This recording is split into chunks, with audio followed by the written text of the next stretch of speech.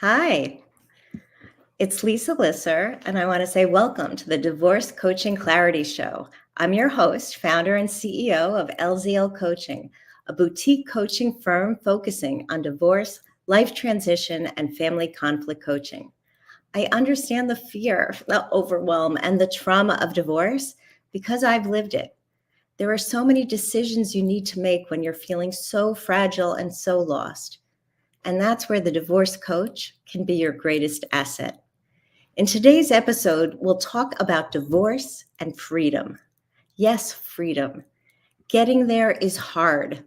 Sometimes it feels impossible and unattainable, but it is attainable and you will get there. You're listening to New Streaming Network, home of Going Bold Media, Going Solo Media, and WGSN-DB, Going Solo Network Radio, Podcasts, and TV. You can find us on Facebook, LinkedIn, YouTube, and Roku TV. This past week, we celebrated the Jewish holiday of Passover. It's the holiday where we remember and retell and essentially re-experience the Jewish people's journey from slavery to freedom, from degradation to redemption. Statistics show that more Jewish people participate in a Passover Seder, that festive meal of the holiday, than any other Jewish ritual on the calendar. The reason is likely because it's the Jewish people's foundational identity story. It tells us where we came from. And who doesn't want to know that? It helps us know who we are. So, this is how it generally works. We invite family and friends to our home for the meal. Then, we sit at the table and everybody gets a book. It's called the Haggadah, which means in Hebrew, the telling. You see, the Bible commands us to tell the story to our children every year. So in every generation, each of us feels like we are part of the story. And the rule is we need to tell that story before we get to eat. The goal is to be creative, to make it different each year, and to captivate our guests with questions about the Israelites' journey, our journey from slavery to freedom, to make them so interested, so excited that they don't get to that other big question, the obvious question, the when do we eat question. But it doesn't always work that way. Yet we always find ways to get through the stories, the songs, the laughter, and the meaning, and a really delicious meal. So, how does all of that relate to divorce? To continue using the Passover motif, I'm glad you asked that question.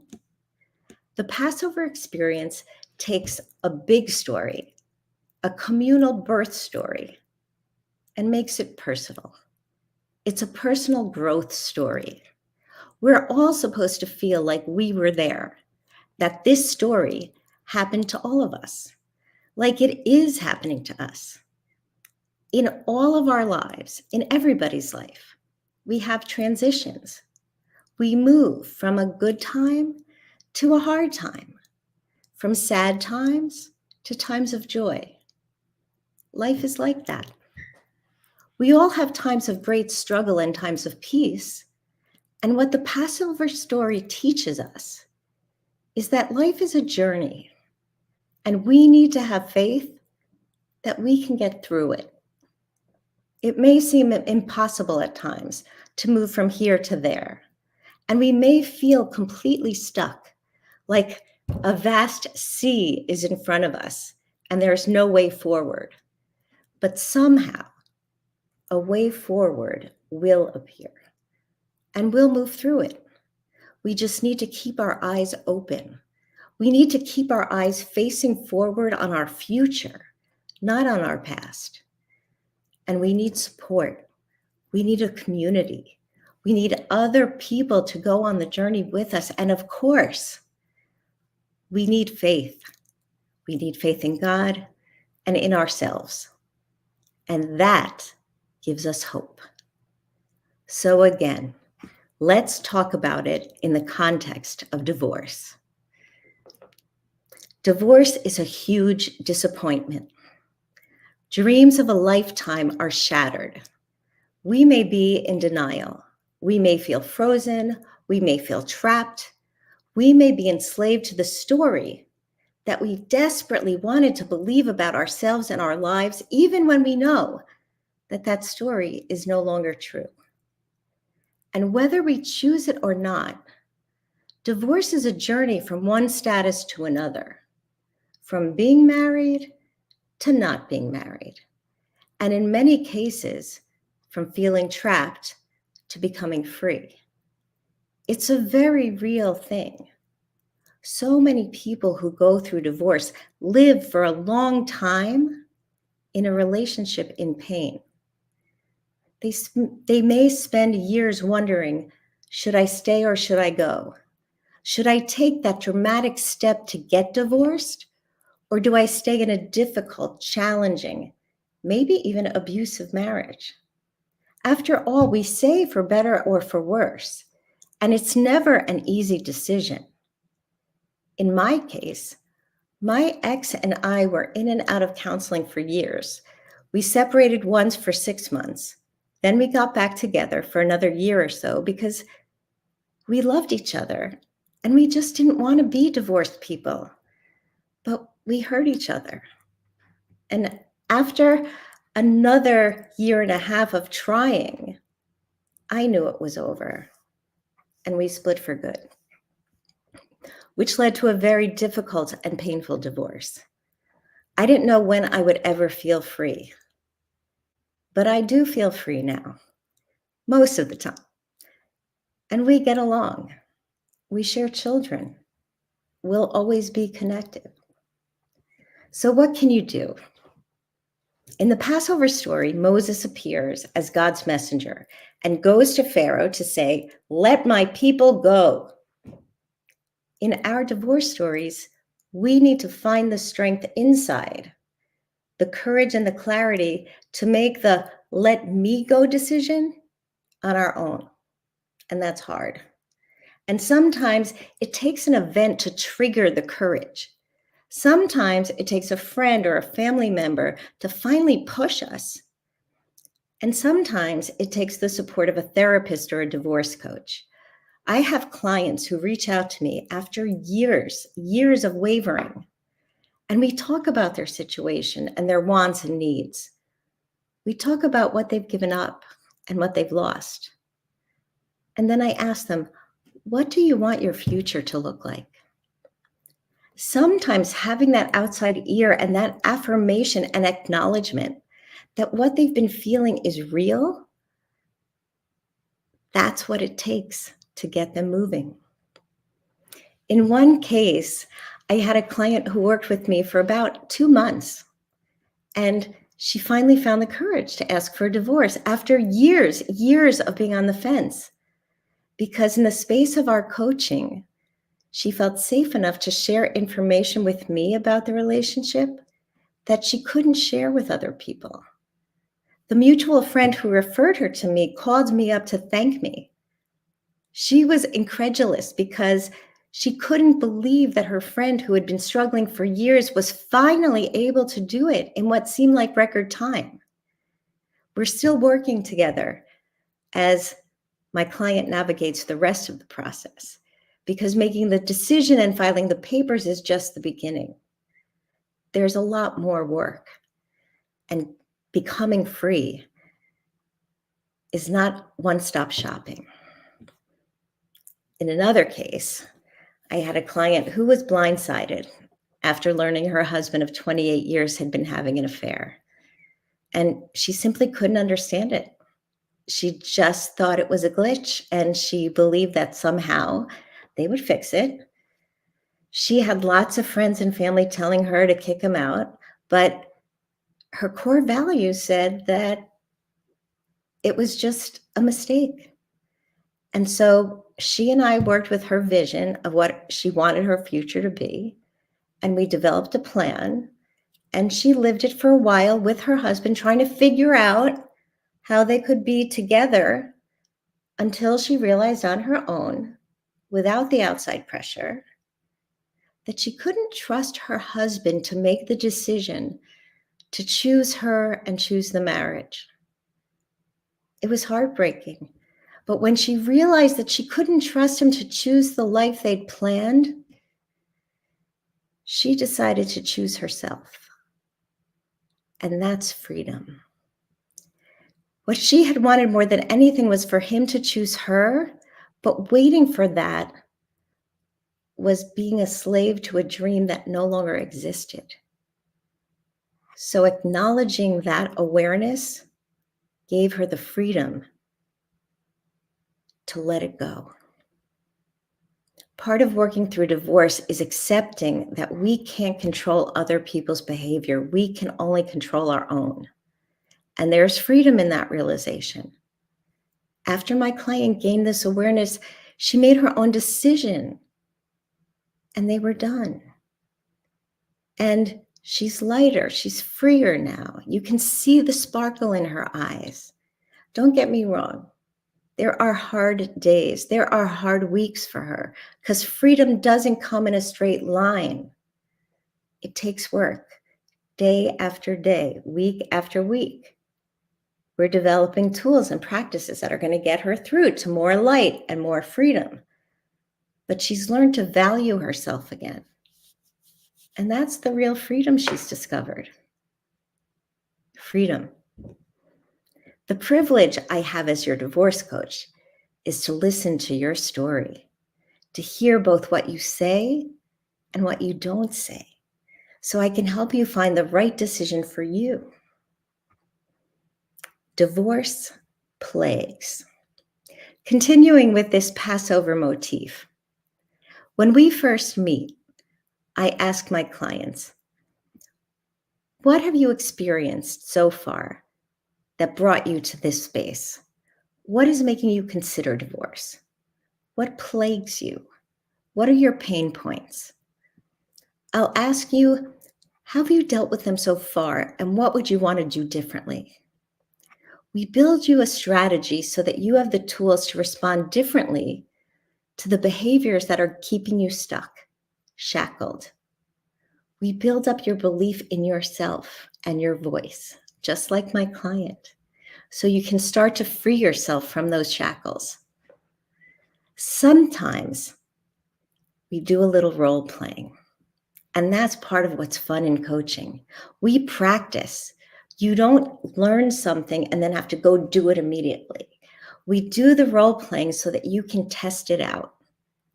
So here's how it works. I ask you about a situation, a fight, a struggle that keeps coming up. We all have them. It can be between you and your spouse, or you and one of your children, you and your parents, you and your lawyer. In landmark education, they call them rackets. What are the rackets going on? So many of our arguments are not about the thing in front of us right now, but are about something that happened years ago. It's the same fight, just a different context.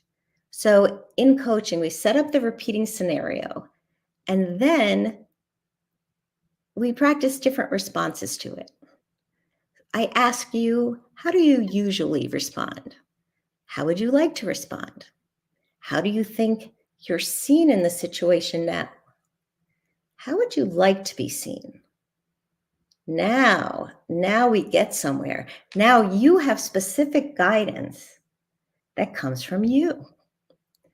And you get comfortable with different communication techniques outside of your usual pattern. We work on it and things begin to feel different. And what's plagued you before, now, that feels different too. You go from having pain points to feeling glimmers of hope. You start remembering your strengths and you start feeling better, which leads to better decisions. And better decisions gets you to freedom faster. I asked 2 divorced friends recently whether they felt that their divorces led to freedom. So they both took some time to think about it, and they gave me very different responses, but They both shared that, yes, they believed that their divorces led to freedom. For one, she felt like it happened right away. As soon as the words, "I want a divorce," were accepted by her spouse, she felt free. For the other, she felt fear because her thoughts went immediately to, how will I live? How will I support myself? What will this freedom mean to me? It really depends on where you start in the process. Where is your head at? As I've observed through my life experience and the experiences of my friends and clients, it is that mindset at the beginning and your perception of yourself in the marriage that impacts how you experience the beginning of independence and freedom. And frankly, at the beginning, we are at our lowest. Over the course of my work, I know that it's taking off layers and layers of baggage that's been smothering my client's underlying identity. We take off those layers so that we can let your spirit breathe a little. That's what lays the groundwork for a stronger and more empowered future for my clients. They need to let their soul breathe. Remember what's your strength. Remember what you care about. Transition and change. Freedom, it's all in the transition. Transitions are where the life happens. William Bridges, the author of The Way of Transition, writes that transitions reorient and develop us, giving us access to our authentic selves, our creativity, and a deeper level of spiritual significance in our experience. The divorce process is that pivotal transition. It reorients us after it disorients us. It can shake us up and overwhelm us. It's like a tornado. And then, once we hit the ground, if we are open to it, we have the freedom, the responsibility, the choice. You choose the word to be the drivers of our divorce experience. We get to decide. I know you could be shaking your head in disbelief. How do I get to decide? My spouse was a narcissist, bully, gaslighter. You pick the adjective. Doesn't the louder one always drive the process? If you want to relinquish your control to that idea, then it will be true. But it doesn't have to be true. The number one rule in divorce that I encourage my clients to return to over and over again is this: you get to make the decisions on how you show up. You get to reorient yourself after your divorce disorients you. Bridges makes a distinction between change and transition. He says change is the fact. Once you are married, and then you will be divorced. The transition is what happens in the middle, the process, the journey to get there. When I was going through the transition from married to divorced, I felt like I had only limited choices. My only choice was to get a lawyer. I had to be protected. We also hired a mediator, but the mediator never actually mediated, and I never really examined what that meant for me.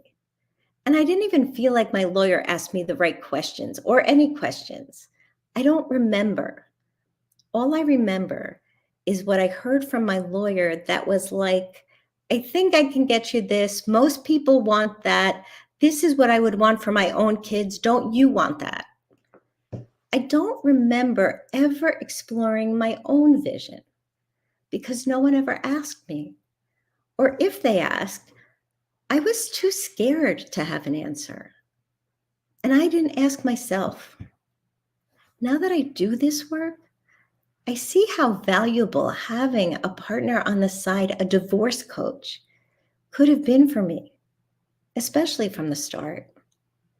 Had I been more clear about what I wanted and needed from the beginning, things could have resolved much more quickly, and I would have felt so much more satisfied with the result. And there's more. Had someone asked me what might get in the way of me getting what I wanted, I might have really considered how to talk to my ex. I might have considered how he would have responded with certain requests or demands. How could I phrase something differently? How could I present it a different way? How could I share information so it's in all of our interests and not about one of us winning and one of us losing? You see, divorce doesn't have to be a contest. It's not a contest, but it sure feels like one. No one wins in divorce. In our divorce, there was so much anger. We both wanted to hurt each other so much, and I'll own that. I didn't know how to be strategic because I was trying to fight hurt with hurt. Maybe that was a strategy, but it didn't move me forward. If someone had asked me a question like, how does this strategy serve you? How does it help you get what you want? Would I have acted differently? Could I have acted differently? Maybe. It could have been really freeing to look at divorce as a way to live in both of our powers instead of as a way to take away power from each of us. Now, these are big questions that go to the heart of how I could have shown up differently on behalf of myself, our kids, our 21-year marriage. I could have done it differently. When I can share that mindset reset with my clients so they can show up differently with their soon-to-be ex, we have incredible breakthroughs. That's why I do the work. So you can show up differently for yourself with clarity, confidence, courage. It's my why. I hold your heart so that you can hold your heart too. It's about freedom and responsibility. When you begin the divorce journey, you're so overwhelmed with all the responsibilities that you have toward all the people in your life that sometimes you just freeze. You know you need to do something, but you feel like you can't do anything. And that's when an outside voice can kickstart you to action. So in coaching, we begin at the beginning. No, not at the beginning of your life story. We leave that for you and your therapists. We begin at the beginning of your divorce story, where you are now and where you want to go.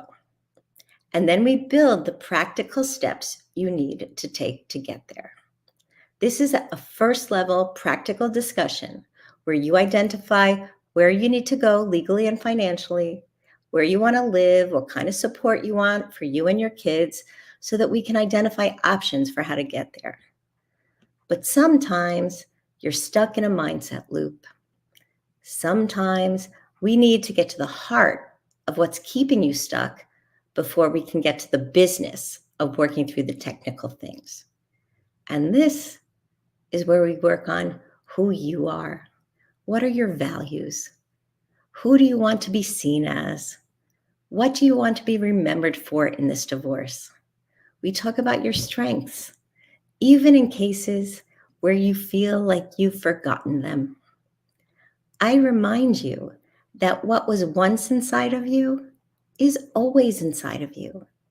It just might be asleep. And it's time to wake up that powerful person and stand for yourself so you can take responsibility for your divorce and begin to take action. Working together, we separate the emotions of divorce from the business of divorce.